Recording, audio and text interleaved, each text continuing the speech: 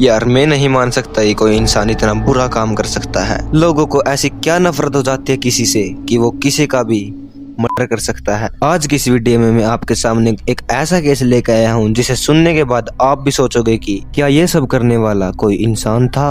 आज की स्टोरी जो मैं तुम्हें सुनाने जा रहा हूँ वो सिर्फ एक मर्डर केस नहीं है, ये अमानवता की पीक लेवल है। इस केस की विक्टिम एक 12 साल की बच्ची है जिसे खुद 4 टीनेजर्स ने मौत के घाट उतार दिया। ये स्टोरी है सांदा सरेर की जो सिर्फ 12 साल की थी।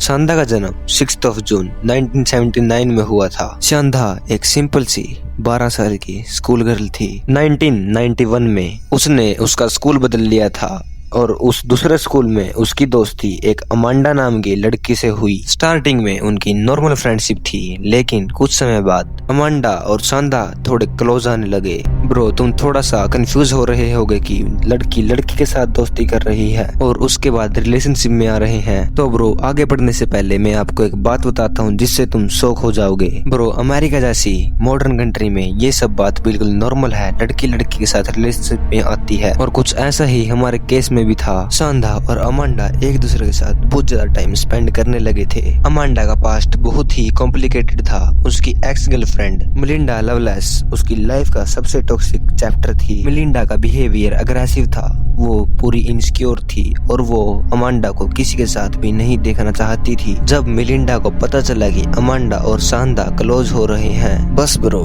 यही वो पॉइंट था जहाँ से एक innocent friendship pure blown obsession और जेलिसी में बदल गई। मिलिंडा के दिमाग में ये बात बैठ गई कि सांदा ने उसकी गर्लफ्रेंड उससे छीन ली और मिलिंडा की जेलिसी का लेवल इतना एक्सट्रीम हो गया कि उसने एक प्लान बनाया। मिलिंडा का दिमाग इतना खराब हो गया था कि बस उसको रिवेंज के अलावा कुछ भी नहीं दिख रहा था। 10 जनवरी 1992 एक ठंडी रात थी। मिलिंडा ने 3 टीनेजर के साथ मिलकर एक प्लान बनाया सांदा को सिर्फ डराने का। वीडियो में आगे बढ़ने से पहले मैं आपको उन तीनों टीनेजर्स के बारे में बता देता हूँ वो कौन थी और कितने उम्र की थी। तो हम शुरुआत करते हैं 17 इयर्स ओल्ड गर्ल लोरी टैकेट जो मिलिंडा और सांदा के स्कूल में ही पढ़ती थी। दूसरी है 15 years old Hope Ribly and now third and last Tony Lawrence जो खुद 15 साल की थी। ये तीनों मिलिंडा की फ्रेंड्स थी। ये चारों इकट्ठे होकर अमांडा का नाम लेकर सांदा को उसके घर से बुलाते हैं। वो सांदा को कहते हैं कि हम अमांडा की फ्रेंड्स है, अमांडा तुमसे मिलना चाहती है, चलो चलते हैं। सांदा जो एक टीनेजर 12 ईयर ओल्ड गर्ल थी वो उन पर ट्रस्ट कर लेती है और ये ट्रस्ट करना उसकी लाइफ के लिए बहुत भारी पड़ जाता है। कार में एंटर करते ही अमांडा को थोड़ा वियर्ड फील होने लगता है। 4 अननोन लड़कियां, मिडनाइट ड्राइव, ये सब स्ट्रेंज था। सांदा उनसे पूछती है अमांडा कहाँ है, लेकिन उनमें से कोई भी जवाब नहीं देता। ड्राइव देर तक चलती है। सांदा को डर लगने लगता है और थोड़ी देर बाद कार एक सुनसान जगह पर रुकती है और यहीं पर मिलिंडा के असली टेंशन के बारे में पता चलता है। मिलिंडा का एग्रेशन उसकी पीक लेवल पर था। मिलिंडा का रियल इंटेंशन उसे सिर्फ डराना नहीं था, उसे हर्ट करना था। और यहीं से हमारी स्टोरी डार्क मोड लेने लगती है। ब्रो तुम सोच भी नहीं सकते कि किसी के अंदर किसी के प्रति इतनी हेट हो सकती है कि वो ये भी नहीं सोचते कि वो जिसे टॉर्चर कर रहे हैं वो उससे भी छोटे हैं। मिलिंडा के अंदर जो जेलिसी थी वो उसके कंट्रोल से बाहर हो चुकी थी। मिलिंडा और उसकी तीनों दोस्तों ने मिलकर सांदा को पूरी रात टॉर्चर किया, मेंटली, फिजिकली, इमोशनली सभी तरह से टॉर्चर किया। उनका टारगेट सिंपल था, सांदा को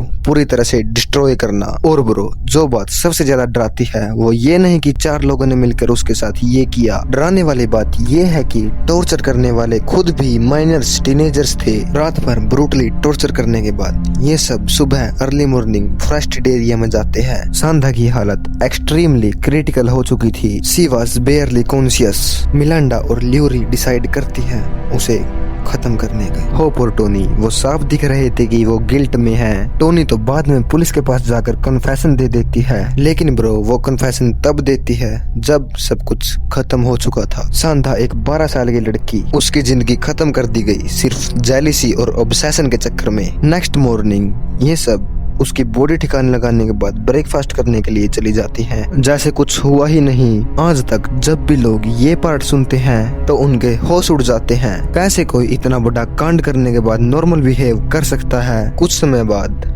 टोनी जो सबसे यंग थी गिल्ट फील करने के बाद अपनी माँ को सब कुछ बता देती है। टोनी की माँ पुलिस को कॉल करती है और पुलिस स्टेट के सबसे टेरिफाइंग टीन टॉर्चर केस में जंप करती है। कोर्ट में जब डिटेल सामने आई तो पब्लिक शॉक में रह गई। 4 टीनेजर्स ने एक 12 साल की लड़की को टॉर्चर किया, वो भी सिर्फ जेलिसी की वजह से। जज ने भी कहा कि this is the most chilling crime in our state's history. उसके बाद सुनवाई हुई। सुनवाई के दौरान उन चारों को लाइफ इन्फोर्समेंट की सजा सुनाई गई, लेकिन टोनी लॉरेंस ने कन्फेशन दे दिया था, इसलिए उसकी सजा कम कर दी गई और होपरेबली वो भी बाद में बेल पर बाहर आ गई। ये केस अमेरिका में टीन गर्ल मर्डर केस नाम से बहुत फेमस हुआ। ब्रो, हॉरर सिर्फ भूत प्रेत नहीं होते, कुछ भूत प्रेत हमारे दिमाग के अंदर होते हैं, इंसानों के दिमाग के अंदर होते हैं। सांदा एक इनोसेंट लड़की जिसने किसी का कुछ भी नहीं बिगाड़ा था, उसे जेलिसी और ऑब्सेशन के चक्कर में ऐसी मौत मरना पड़ा जिसे वो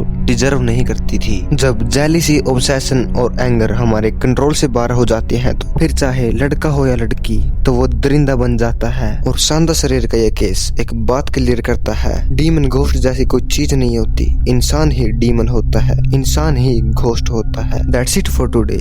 this is the real case of सांदा शरीर और रियल नाइटमेयर। तो गाइस, अगर आपको ये वीडियो पसंद आए तो इस वीडियो को लाइक करके चैनल को सब्सक्राइब कर देना और बेल नोटिफिकेशन आइकन को ऑल पर सेट कर देना ताकि आप हमारी आगे आने वाली वीडियोस को मिस ना कर सके। PGLI, enter the shadows, find the truth. अगर आपको ये वीडियो पसंद आए तो आपको एक लेफ्ट साइड में जंक फ्रूट नाम की एक वीडियो मिलेगी, उस वीडियो को जाकर जरूर देखना, आपको वो वीडियो भी पसंद आएगी। It's your navy signing off.